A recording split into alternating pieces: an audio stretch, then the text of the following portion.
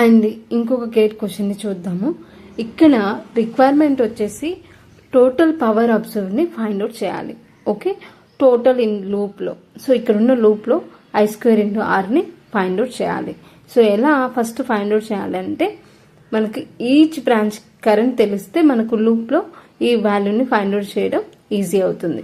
But we don't know what is the each particular individual branch currents. So అందుకనే అజంప్షన్గా X value అనుకుంటున్నాం, X value as a current. Okay, నోడ్ని base చేసుకొని entering current exit current తీసేసుకొని remaining వాల్యూని రాద్దాం. Okay, ఇక్కడ entering current X, exit current 2, so X -2 అవుతుంది. ఇక్కడ చూస్తే ఎంటరింగ్ 3 amps వస్తుంది. సో మన ప్రీవియస్ వాల్యూని బేస్ చేసుకుని this is the value we get. Okay, so ఈ పర్టికులర్ బ్రాంచ్లో చూస్తే ఎగ్జిట్ ఏమవుతుంది, 6 amps అవుతుంది. So X -5.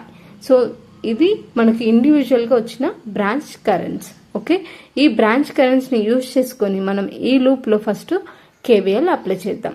Okay, so KVL దేనికోసము అని అంటే ఎక్స్ వాల్యూని ఫైండ్ అవుట్ చేయడం కోసం. Okay, once we get the X వాల్యూనా we easily get the branch currents.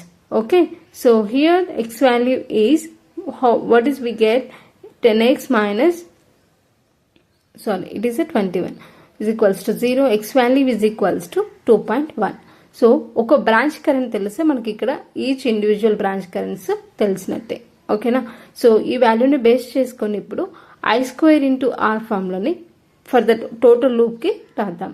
Okay, so ఇప్పుడు ఈ ఈక్వేషన్ని సాల్వ్ చేస్తే మనకు total power observed in a loop అనేది వాల్యూ వస్తుంది. Okay, so this is how we need to do the solution. Okay.